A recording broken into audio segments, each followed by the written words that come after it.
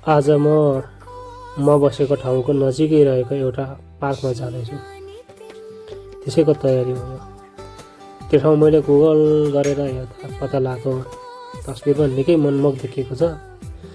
हेर्दा कतिको रमाइलो हुनेछ, अब हेरौँ। मसँग कमोडियन साथी छ, त्यो अघि नै झरेर तल फर्किँदैछ। हाम्रो प्रस्थान सुरु भइसक्यो। तपाईहरु हेर्दै गर्नुहोस् है, आज अब कतिको रमाइलो हुन्छ। यो याङजू स्टेसन हो, याङजूको रेल स्टेसन हो। तर हामी रेलमा जाँदैनौँ, हामी बस चढ्छौँ। बसबाट झरेर हामी गन्तव्यमा पुगिसक्यौँ, हामी टिस्टामा आइसक्यौँ।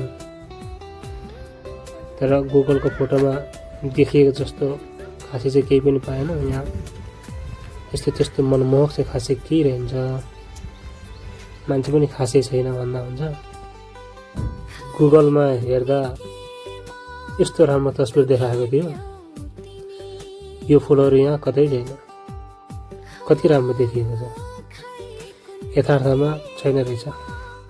सायद सिजन नमिलेर हुनसक्छ। यहाँ हेऱ्यो भने लोकेसन त्यही हो, तर दृश्य फरक। देखि रमाइलो हुनेछ। त्यही तस्बिर र भिडियो कैद गर्ने सोचेको थिएँ,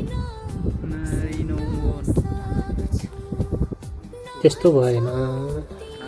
एक्सपेक्ट भर्सेस रियालिटी भने जस्तो भयो क्या।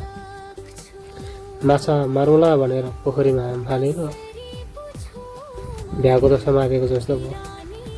साह्रै खल्लो, हामी छक्क पर्यौँ नि। त्यहाँबाट फर्केर अर्को ठाउँमा आयौँ। त्यहाँ आएपछि केही शीतल महसुस भयो। फुलहरू फुलेर सुन्दर भएको रहेछ। एकछिन यहाँ बस्यौँ र अनि केही फोटोहरू खिचेँ मैले। त्यसपछि फर्क्यौँ।